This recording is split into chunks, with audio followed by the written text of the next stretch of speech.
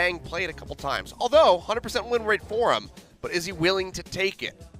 The first answer we get on all our wonderings about picks and bans between SKT and Freecs is going to be Elise banned on blue side. They've been doing this quite a lot, SKT, even though Peanut is one of our most famous Elise players. Happy to take the Gragas, which could be a first pick in this draft. Afreecs will play it in the jungle and also the top lane. Rumble has been another flex for Afreecs as well. Marin having it ripped away from his hot little hands and it going in the jungle 3 times. SKT banned Rumble both games against Afreecs in their more recent meeting. For now, though, Afreecs on the red side, banning the meta picks. Yeah, Caitlyn and Zach going to be banned away. The Rakan, like we were talking about, is taken off the board. And the Rumble's also something that SKT could look to flex. Peanuts played that in the jungle as well, so could see that messed with if they want to take that for a first pick. Yeah, Rumble and Gragas are big potential first picks here, but something like a Cassiopeia or Kalista is also possible as well. Kalista will be banned on the blue side. Recently, Bang has been very happy with the Tristana side of matchups, but usually we see Xayah banned against Freecs as Kramer will play it into any matchup. Earlier in the season, they were happy to leave up Caitlyn and just take Xayah into it. We mentioned the Lucian, not a Kuro champion this split, so we do see it banned away. And first pick, Galio. They could take Cassiopeia here, Kuro, force a farm lane, but that gives the early Roman pressure over to SKT. You could also see that Galio go up into the top lane, Sure. which is becoming a bit more popular, so could see that flex as well. It's been a 3-way flex, I guess you could say. Some support Galio played by Tucson, but top lane recently against the lower priority top laners, the Maokai, the less laning focused top laners, you can get away with Galio a bit more against Maokai. It's a very comfortable farm matchup. So good point there, Achilles. We very much could see it being top lane. It's not pigeonholed for Faker. Well, going to be the Orianna snatched up alongside the Jarvan here for the side of Freecs, and then Gragas answered by SK Telecom. So very early pick on the Orianna. Just want to lock that one down before Faker has a chance to get his hands on it if that Galio is going to Antara. And fully expecting Xayah to be selected by Afreecs, SKT will take the Tristana blind. Well, we see a change on the script, though. Kramer has taken it whenever it's been available. It might just be the lock-in of the Twitch. I think it actually is. I don't see the hovering text. That's a surprise already. It's not been high priority for Kramer this season. If anything, it's much more of a Bang champion. Yeah, for sure. So definitely a change of pace here for the side of Freecs as Kramer takes that one away. So definitely surprising us and likely SK Telecom as well, given how much he's been preferring the Xayah. But back into the next round here of bans, it's going to be the Alistar, the comfort for Wolf, taken off the board. Yeah, Wolf in his last 10 games has played only Alistar, and when that's banned away, he goes Kennen for a bit more of laning power. Sure, a ranged champion, but another initiation support, even with the ranged nature. I like the Alistar ban, taking away super comfort. Both these teams already have pretty insane engage. The CC threat is already locked in. Let's see if Afreecs are going to double ban support Kennen, or will they go for something different? It's always interesting to see what their read is, and they seem to have the read you did, Achilles. It's going to be a top lane Galio, because it's going to ban away the Talia. All right, take that one off the board, so we'll have to see what that leaves Faker with. I mean, we already know that he has a seemingly infinite pool of champions that he can go for, but it's going to be the Morgana that gets banned away. It's almost baiting a pick here, an engage support here. The reason why you ban away Morgana is that it's a very good answer to an engage support, basically saying that Wolf wants to play one. You know, we've been hearing the logic that Morgana's a counter to Rakan, who obviously is already banned. Neither of these teams prioritize Thresh, so Thresh certainly going to be a big pick in other regions. Okay. Janna locked in. Okay, very interesting. Blind Janna. Will this just be the gold pretend Janna that Max was running, that we saw Mada running as well? Somehow, the engaged supports could be out. And we might just be going back to ranged supports here for Wolf. As we have the hover over the Lulu.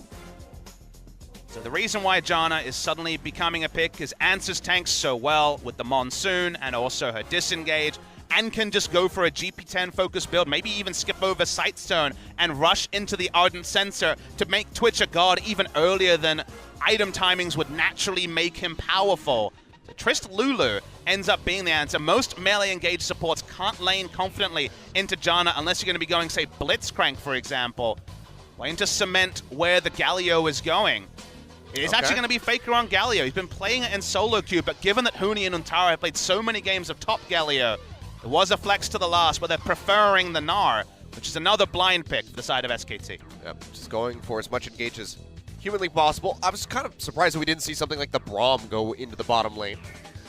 Could have been an option for them. It's a good answer to specifically the Twitch in team fights, and can even stop the ball for the Orianna. The Kennen here would be a top lane Kennen, would be AP Kennen coming out from the side of Marin most likely. Lot of top laners, Huni, Untara, Marin returning to the AP Kennen, and Marin was playing way out of meta a few months ago. So probably going to be AP Kennen into Gnar, and Kennen has always been a pretty good matchup into Gnar. All right, back to the basics here for Marin.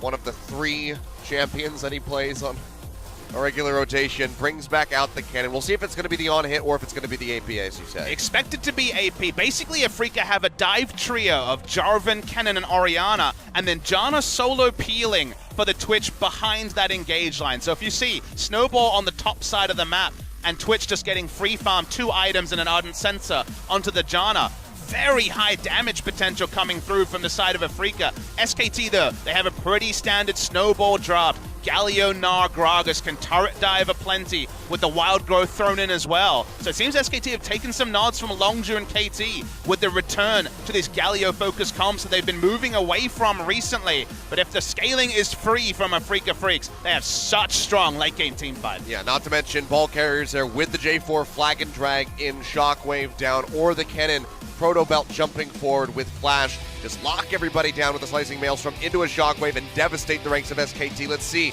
if they can withstand that might and take out Game 1 as we load onto the Rift. SK Telecom versus Afreecs.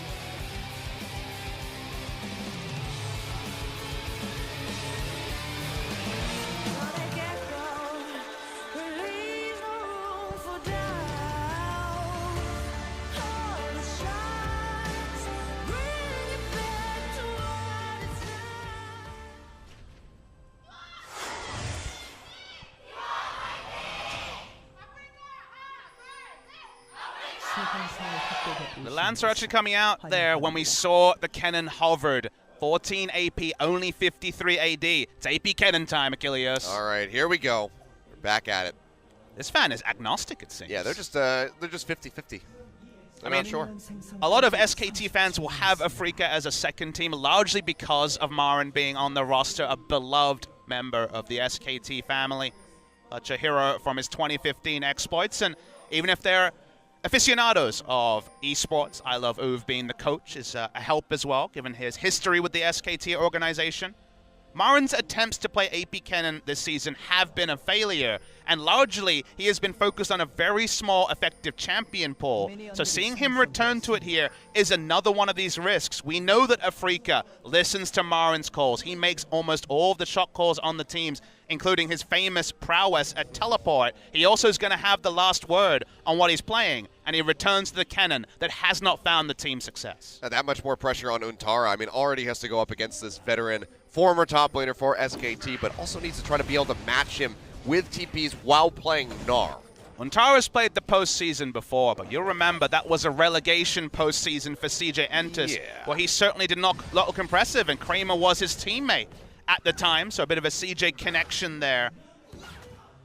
It's been a different season. Both of them are going to want to forget their 2016s. Good reaction there by Tucson. It's going to be a bit tricky because they are trying to lane Janna, and Janna Twitch is a very, very weak lane.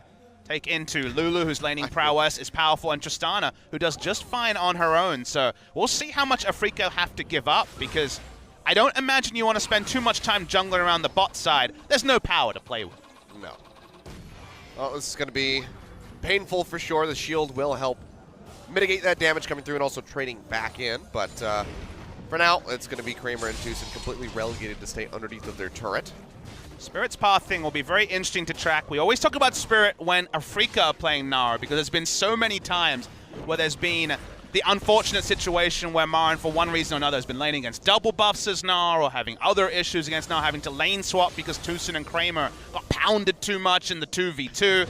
It's been unfortunate when they've been playing the Gnar. This time they're against Gnar, and we understand exactly how Gnar lanes go. If he's able to just play to his own devices and not get ganked, he is a very powerful laner. But that if has been exploited time and time again after Cuvée made such a triumphant re-debut of the Gnar. Look at this very aggressive roam down. It's not spotted either. Yeah, Crow's going to be joining in there right up underneath the turret. This could be very bad for SKT. Bang level 2. There's Does Envision he now. have the leap? That's going to be the flash in for the exhaust thrown down onto Wolf. Bang firing away, trying to get onto Kuro. Seems like Wolf's just going to go ahead and surrenders his life as Kuro scoops up the first blood. That's a really great roam from Kuro, roaming as a flash cleanse Orianna at level 3. We said, okay, not going to be any bot lane visits because you don't want to just gank as Jarvan, but bringing in the Orianna meant there was never going to be a turnaround even attempted by SKT, and you know that a team has accepted their fate where a 4-man gank comes in and neither of the bot lane uses any summoners because it wasn't worth it. One person was going to die, and they elected it to be the Lulu. Yeah. It's just a bit too far forward. Tucson chose him with the exhaust. So, we nice should first mention blood. something here. Kramer's running Relic Shield Twitch. You are correct. So the theory here is that we're seeing gold seals be run by Tucson, gold quints, and actually the last hits from Kramer will also pass gold over to the Janna. So what the reasoning is here is you want to rush the Ardent Sensor as fast as possible, and to the nth degree, even Kramer is trying to rush the Ardent Sensor for the Janna because he's actually opted into sharing gold as an AD carry. Interesting. Not been seen by me at least in competitive play, but Yeah. the GP10 build is super fast here. Tucson's already upgraded. He's not in a rush for his Sightstone, let me tell you. All right, well, bit of innovation coming through here. Kramer picks this one up. I mean, you know, Bang was the one for the longest time that was kind of setting the trend for the AD carries, the Ninja Tabi bringing that out, but now it's going to be Kramer to try something a bit different. This hasn't been seen since Relic Shield was released, and you remember was very powerful on release. Yes. So pre-season, a lot of bot lanes were going double Relic Shield, upgrading to Targons, and abusing that. Those days are gone, but with how powerful as a one-item spike Ardent Sensor is on Janna, it really does feel good as Twitch. You're basically a god the moment that item is completed. Kramer is extra investing. This is really innovative from the side of Afreecs, and I love that they're throwing this in as a gambit in game 1 of just a best of 3. We'll see how well it's going to pay off. Kramer coming back into lane. Just going to be picking up the double daggers. A little bit of crit coming through. But still will be taking the brunt of the damage from Bang, who has that pickaxe. So Hurricane first. There's actually a Chinese AD carry at the top of Korean solo queue that goes Hurricane Twitch Rush. And when you finish Ardent Sensor, it gives you on-hit magic damage, so you get AD from your ultimate and the on-hit magic damage at the same time. And you just do incredible amounts of AoE damage with your first ultimate, which is just, again, so much earlier a power spike than Twitch is usually getting. So this is really interesting. So much new stuff in the bot lane, as we just see a Relic Shield proc go over to Tucson. Already spicing things up. We wanted new champions, didn't quite get it. The Janna, I guess, kind of coming back in. Same with the Lulu being brought out by Wolf. Those are the odd ones. But making up for it with the item build there by Kramer. Spirit poking his head out, looking for some camps to steal away there in the jungles. Not going to be finding anything as Faker roams over.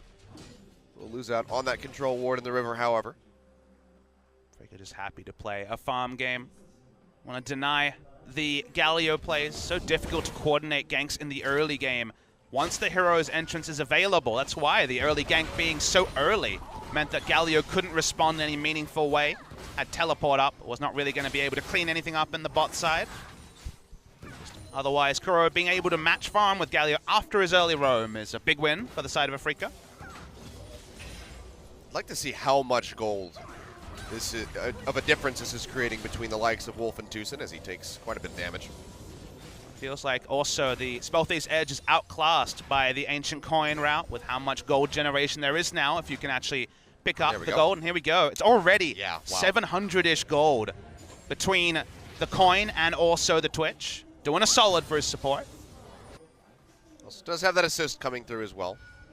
First read from SKT should be that Afreecs are going to have no control at all around the bot side. And that you already knew that when it was Twitch Janna. You wasn't expecting there to be a lot of control, but he's probably not going to prioritize Sightstone either. So it's literally going to be trinket wards and no control on the bot side. And that's why we see a teleport play. Well, that was aggressive there from Faker. Wanted to try to take away the blue buff. Arrives just a second too late. In the meantime, top lane going to be having a bit of a fight here. As Untara does have the transformation, just trying to smack Marn around as much as he can. Wanting guys rush, will reconfirm that it is the AP cannon. But this is the right move from SKT. Afreecs have in every way given up the potential to skirmish 3v3, 2v2. If there's even numbers, they will lose in the bot side this early in the game, and they're not going to attempt to make any plays around the Drake. Afreecs are so happy it's a Cloud Drake and not an Infernal or a Mountain as first spawn, and SKT should know that it's basically free to play around bot side. That was really aggressive positioning there from Bang, walking straight up next to the turret, even with the J4 in the lane. There's so much greed going on here by Afreecs, but because they're doing it in a best of 3, because if they win a game, they're already 1 game away from knocking SKT out of playoffs. It could be a masterstroke, and for now, SKT aren't taking fast drakes, getting a faster spawn of the second one. Actually going to look to play around the top side. Here's Peanut. I don't think he's been spotted yet. It's going to be the Flash body slam in. Slicing Maelstrom's thrown down as Antara takes this up, flashes away, and will stay alive. Answering kill coming through here for SK Telecom. They can't stick around and try to get any damage down onto the turret because Spirit is here to respond. So it's a very even trade, all things considered, across both sides. It is an answering kill overall. The minion wave being able to be picked up by the Jarvan is relevant as well. No first blood gold because of the early roam down bot side. And it won't be able to teleport back in, but neither will Gnar. They need to get advantages where they can. Gnar had to slow down the build. Will be Frozen Mallet first, but had to go for Spectre's Cowl to respect the flat penetration that was brought by Cannon, but this is just fine by the perspective of Afreecs. You can tell with their gold lead, and largely that gold lead is on the support. Wolf just harassing where he can, trying to get some gold back with his Spell Thieves. Losing effort there. It's against even the runes. It's not going so well. It's a very uphill battle. But you can take a step back and consider that Afreecs have basically gone all in on scaling. You know, you look at the comp and you're like, okay, they're playing for the late game, but this is really a white flag when you're going GP10 runes, GP10 build, even the AD carry getting on the GP10 train to help out his support. This is such a Janna-focused strategy to get her to Ardent Sensor. And SKT already had the Galio, they already had the early playmaking, and if they can't make those plays work, Afreecs is basically getting away with a highway robbery. The gold lead's already 1,000 for Janna. So far ahead. You can see that Kramer, though, he is suffering quite a bit. Not so much in the gold department, but in the CS. So it is creating that difference and that advantage for Bang, as they also are working towards this first brick here in the bottom lane. A couple more of those explosive charges, and we will be saying goodbye to that turret. That was really overextended here. Looking for the gank. Faker, not going to land the taunt. Flash and cleanse up for Kuros. That's why it looked a bit half-hearted, because they realized no real chance of picking things up without Peanut's flash to bounce the Orianna in. We'll just back away. SKT want to try and get this turret pre-15 minutes in bot lane, but Janna can just use the shield off cooldown to artificially keep the turret HP up. And for now, every extra minute they get to lane with all this GP10, Afreecs are happy. We are a couple more inches closer to Koro. Maybe we would have seen something like the flash being blown. It's the advantage that SKT wanted to open up in the mid lane, but they do miss out on that. And the small timer here is basically, can SKT take down the bot lane turret before Ardent Sensor is complete on Janna? Because when Ardent Sensor is complete, they'll be able to counter push, but bot lane, he's looking for the kill. Oh, that's going to be the heal coming out, as well as the Monsoon.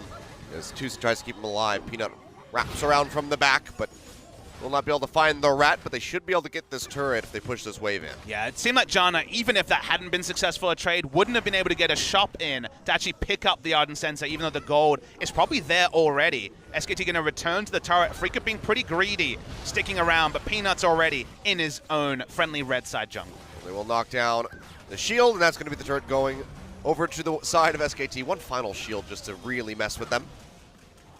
There we go. A couple more shots from the minions alone will take this down. It's like the most frustrating thing. But there we go. First brick over to SK Telecom. Will open them up a bit of a lead, just 500 gold or so, separating them from Afreecs at the moment. So this is still neck and neck. Watching Peanut invade onto Spirit. Goes in. Both of them have the smite available, and the mid laners are nearby to try to contest this one. It's in vision for both sides. Down to 1,200, but the smite will be there for Spirit.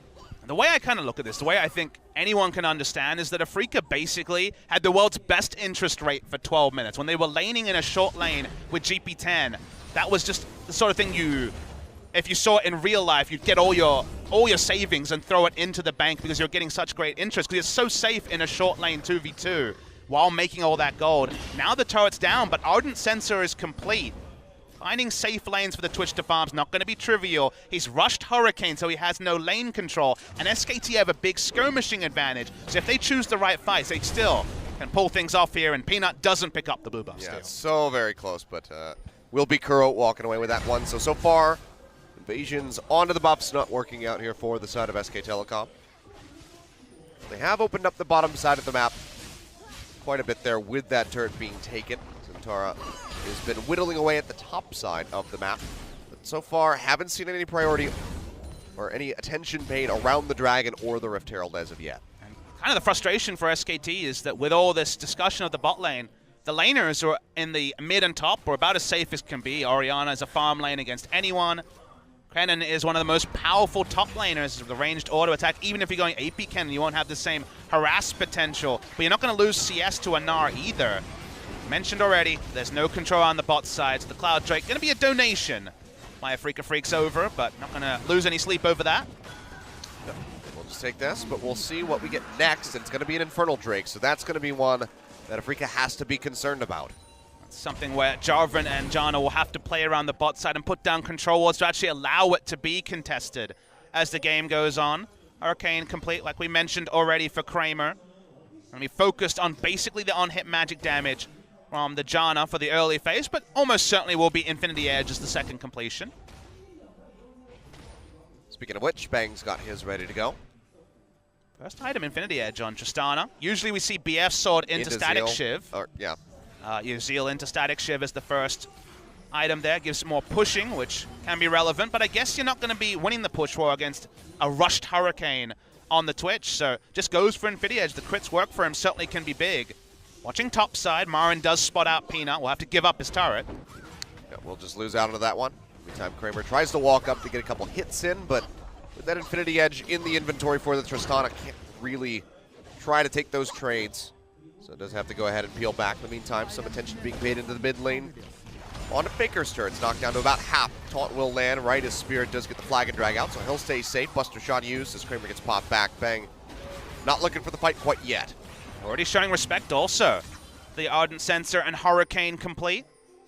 No critical damage on the on-hit magic damage coming out from the Janna Ardent Sensor, but still going to be a lot of early damage. And when he pops the ultimate, has the AD steroid there as well. And Tara's teleporting super deep. Remember, there's no turret in the bot side. Yeah, it's going to be them trying to hightail it out of here. The Monsoon will buy them a little bit of time as they knock away Bang, but I think Tucson kind of wishes that he had held on to it now as Zentara goes in, slowing up Kramer. Tucson's already going to be going down. One final shot from Bang, finds the kill, leaps in. Can't create the distance, but Kramer, he gets popped back, slammed into the wall, and Zentara scoops up the second kill. 3-1 here for SK Telecom. Yeah, the SKT fans roar as Peanut hits the picture-perfect flash cast. Needed to hit that to actually punish them and justify teleporting. A teleport for just a single kill on a Janna wouldn't be enough. They were to push up in the bot side, may even make a play around the mid side. Afreecs in full loss minimization mode. Marin electing not to teleport bot. I mean, even if they only killed the Janna, that still wouldn't be the worst teleport that we've seen so far in this game. Faker going for the blue buff was a bit of a stretch, I'd have to say. But they do find the kills.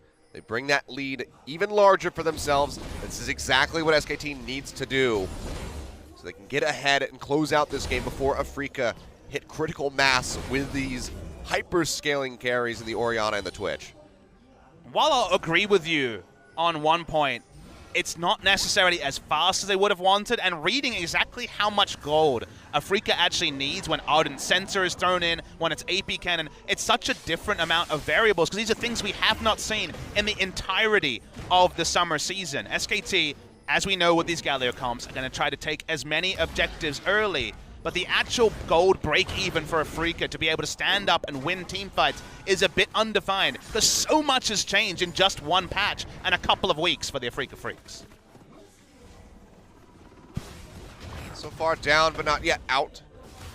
Around 1,000 gold here, but SKT, they want to add to that one. They take the Rift Herald, and very likely will be using that to shatter the turret in the mid lane, fully open up the map for themselves. Not to be undone, Wolf be going for a much slower Ardent Sensor, you would imagine, with the items he's put together. Double GP10 items, well, the full GP10 item, I should say, already complete by Tucson as well, so finally we'll have that Eye of the Watchers available. SK Telecom. It's going to be all about those picture-perfect mid-game team fights that we've already said. KT and Longzhu certainly have been doing repeatedly in the last couple of weeks, but it's a different style from SK Telecom, who've really played around with identity ever since they went on that 8-game losing streak. They've played around with different styles. They can play the Rumble comps well, but this is something a little bit different because Afreecs threw all the curveballs. So excited to see how the next real team fight goes, because right now it's a bit up in the air. Seemed like they were looking for one there in the mid lane, but instead we'll just go respond to the waves. Keep those pushed away from their base. SKT do start gathering up in the vicinity. Could summon the Rift Herald, as Peanut is there in mid. Difficult to do so without a pick onto Orianna or Twitch. The wave clear is good. Even Cannon can help out a little bit. AP Cannon not quite AD Cannon when it comes to ranged auto attacks, but helpful nonetheless. SKT's big advantage where the game is at and where the composition is at is they can face check basically any brush with Gragas, Gnar, and the Galio and contest vision. So putting down control wards, finding safe passages to the team fight that Afreecs is probably already ready to go to is a very difficult thing to do, and Bang just wants to try to DPS Orianna out of the mid lane and truly open up the map with a mid lane outer turret take. Yeah, the likelihood of finding a kill is very slim, but if you can at least just chunk her out and force her back to base, then that could be the moment to go ahead and summon the Rift Herald, but still not going to be finding it. Has that refillable potion, still has one more charge ready to go. And in playoffs, when that is such a big goal, something like blowing a refillable potion charge, which sounds trivial, you might snort at it, is relevant because the next time he's chunked out won't have the regen to not have to return to base. So it's a game of inches, inching forward our SKT, but they won't feel truly happy about the first 20 minutes until they break that outer mid lane turret. I mean, honestly, I don't think they're going to feel truly happy until they break the Nexus. SKT, this has always been, you know, their struggle is the Afreecs. As Antara will get pinched and loses out on the Mega Gnar, but has the double hop away thanks to Wolf.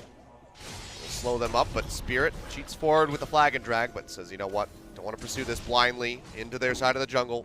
Just looks to clear out the wards instead.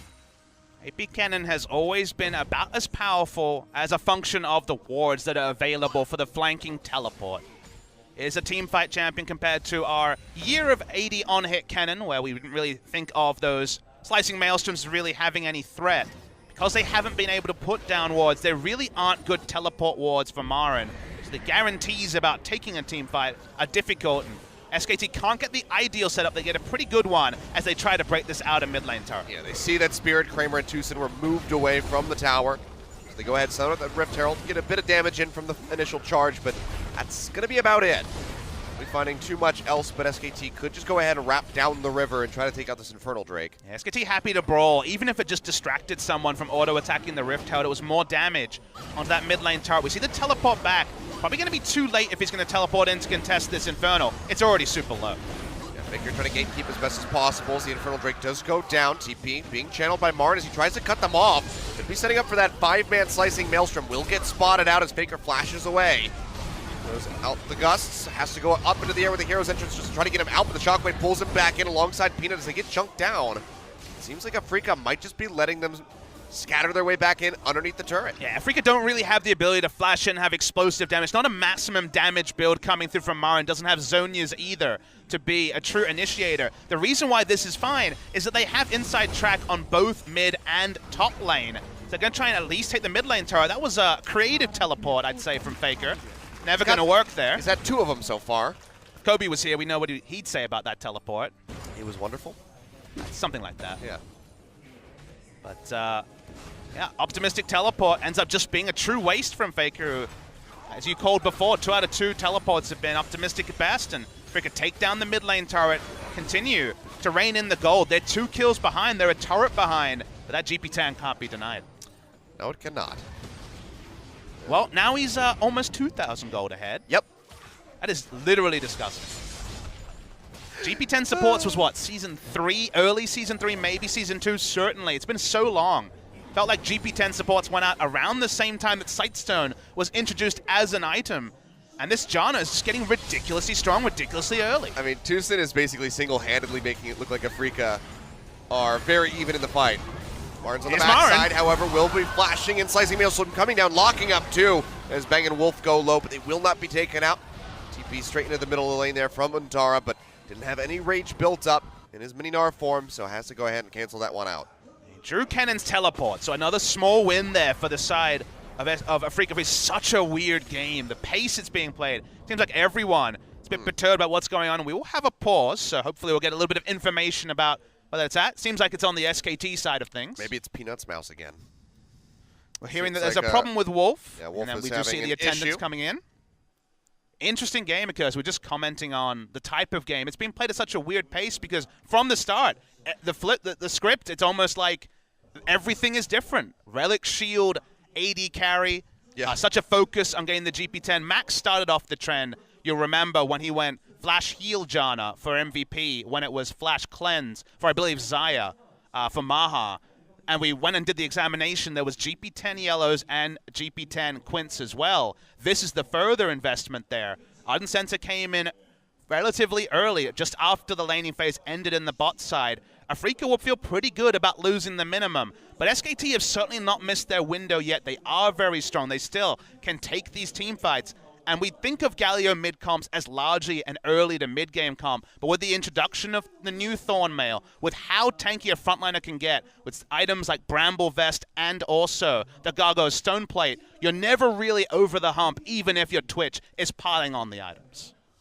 I mean, Ardent Sensor completed the same time as the Hurricane for the Twitch that was farming up.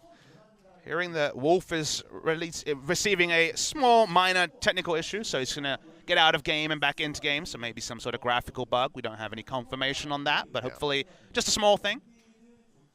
We'll load him back in, see how things are. Hopefully we don't have to take any serious measures for this fix. I mean, a remake would be a disaster for Afreecs because they did so many things that, you know, Coma is in the back wishing he had a quarterback that he could speak to over the headset and be like, this is what's happened, this is what we need to do, and we need to focus on the bot side, take advantage of everything. On the fly understanding, even for myself, having not seen this strategy, was an ongoing process, and the players, you know, it's such a different game. Who knows if they even scrimmed one time against this strategy? Well, speaking of the game, seems like we got everything ready to go, so we will go ahead and jump back into this one. So just getting him out and then back into the game seems to have corrected whatever the problem was. Afreecs playing side lanes with the Orianna. One of the small disadvantages of running the safe blind pick Orianna is that can easily be roamed on by both teleport and the hero's entrance. Don't know if those teleport timers are correct, Achilles, given that we just saw Antara teleport. So I'm going to guess that it might be bugged. That might be. Teleport and then cancel teleport in mid lane was not multiple minutes ago. But give us a moment. Bear with us, OGN Legion. There can be new hidden features when a new patch hits the tournament realm. You know, it's all right. I like having you know, pasta for dinner every now and then. Knight's Vow after the Runic Echo. So it was Runic Echo first and not Cinderhawk Gragas this game from Peanut, wanting to do a bit of bruising early, which, given the route Afreecs took in the bot side, isn't a surprise, but you would argue hasn't got perhaps as much value out of the early Runic Echo, and Cinderhawk does have that percentage scaling. Mid lane turret's been up a long time, but finally goes down for Afreecs. Yeah, just going to go ahead, force that one out. I mean, that's the power of that Tristana. Not as rapid as they would have liked, but they still are the ones claiming these turrets. So far, Afreecs have only been able to knock down the one in the mid lane. Cost of all of these bot lane shenanigans is that Kramer's pretty far behind in CS. In the bot lane, though. They're going to commit the Slicing Maelstrom to this one. Antara trying to kite back as best as he can, but the Twitch, he's going to be arriving now. Pops out, immediate flash away, but a flash forward comes through from Kramer, and he will take down the Gnar. Second kill on the board for the Afreecs. 2 flashes for 1, but relieving the pressure. The Gnar now off the map. SKT going to make plays around the top side and try to get Baron Vision for that. Should be a freebie in terms of objectives, even though SKT took that mid lane turret just a moment ago. That gold also goes to the Twitch, gets him the Infinity Edge, gets no value anymore out of the Relic Shield in his inventory. May sell it in just a few moments if he can complete a Zeal from it. Was never going to upgrade it because you can only go so far into helping out your support. Cannon's still bot lane, being greedy here, Marin. This is trademark Marin. Yeah, that's going to be the flash forward, and Marin will go down. Bang. Very easily scooping up that kill. So Marin, as you say, completely trademarked by him. Overextension, no vision whatsoever, and he gets paid. He has to pay for it. Had a trinket ward he could have put down, but that wouldn't be Marin. Got to save it for a better spot.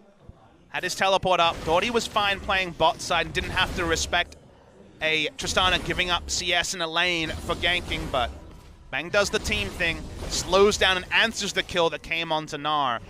We step back and reassess what has been a crazy first 26 minutes, where the game is still completely in the balance. Afreecs, remember, have never won a game. They have played now their 4th wildcard match, never winning a single game, and this is the most competitive they've ever been in those 7 games they've played. Bang just getting even more damage down onto these turrets, but this time, tier 2. They're in the bottom lane. Not enough free time or, really any vision on that side of the map for him to try to take it, but still chunks it out considerably. Seems the vision line, because of the grouping and with the turrets going down, is finally being started by the side of Afreecs. They don't have the outer turret, so control wards in the same area give them similar map presence. They can't give up solo tempo to the side of SKT, especially now that Bang has double Zeal item and Infinity Edge, can do massive damage to the Baron. They have 2 Drake stacks as well. See how reckless Kramer's going to get. He's feeling powerful, but used his flash to pick up the kill on the Gnar bot lane, so still doesn't want to face check any CC. Surprise, neither team has really gone down into the river yet, where the Mountain Drake is getting ready to spawn in just 5 seconds.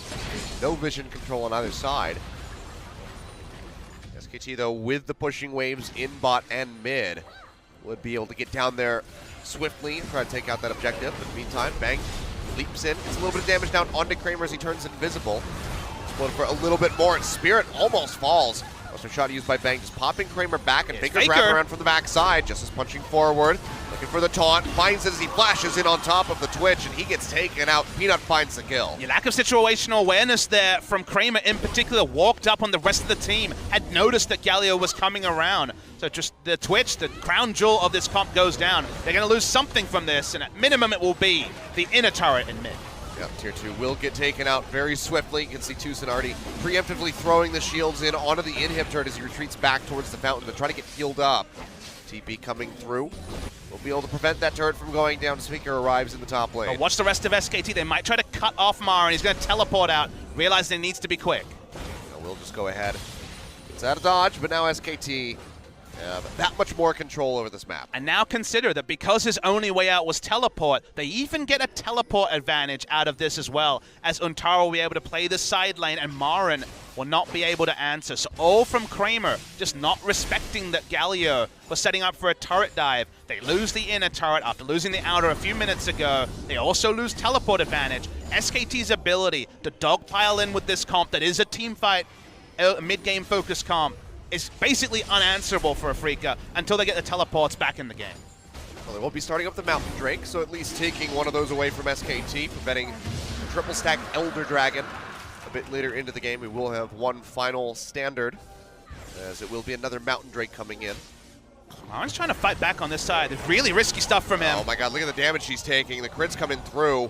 Peanut will body slam over the wall, slows him up as that explosion comes through from the charge. He will get the stun off.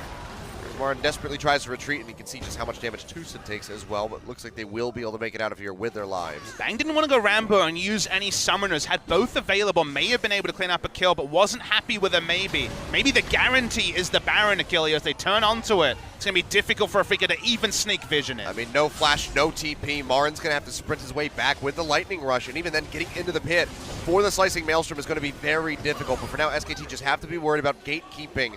Keep Spirit out of this They're going to try and randomly DPS down. Oh, Buster shot, but it lands on the Tucson. The spike comes through, but it's not going to be the steal there for Spirit, and now he's going to get taken out. Polymorph immediately just ropes him into his own Cataclysm, and Bang can easily scoop up the kill. Yeah, pretty big risk there from SKT. They didn't have a control ward on the pit. Because of that, they randomly waited, and then DPS down at 2,000. Jarvan got in. Spirit could have actually stolen away what the game would have looked like if he was able to do that. We'll never know. But SKT actually do continue to snowball their 25 to 30 minute phase where they piled on objectives, and the Baron is a massive one, as even though Afreecs' wave clear is good, the turret dive threat is now real from the side of SKT. Yeah, they're already making use of this Baron buff Untara. There's just nothing Marin can do. He's already so low, and Untara's getting ready to transform, so that means that the turret will just be taken for free there by SK Telecom. 5-1 in that regard, as they start creating a more significant gold lead. 30 minutes in, 4.6 thousand. But they're looking to accelerate that pace even further as the final outer turret goes down. So many things are pretty indefensible already for Afreecs. They can't fight as 5. The comp is built around us in the top side, and that means that Bang has really not a care in the world to walk up and DPS down these inhibitor targets. See how much damage that one in the bottom lane has already taken as Antara continues the split push. Martin gonna try to answer, but again, this is the AP cannon build. This is not the Hurricane on a hit, so he can't clear out the waves with his auto attack. So it's just that much more desperation here for Afreecs. We'll knock down that first inhib turret, looking for a second one as Bang goes over down to the bottom side.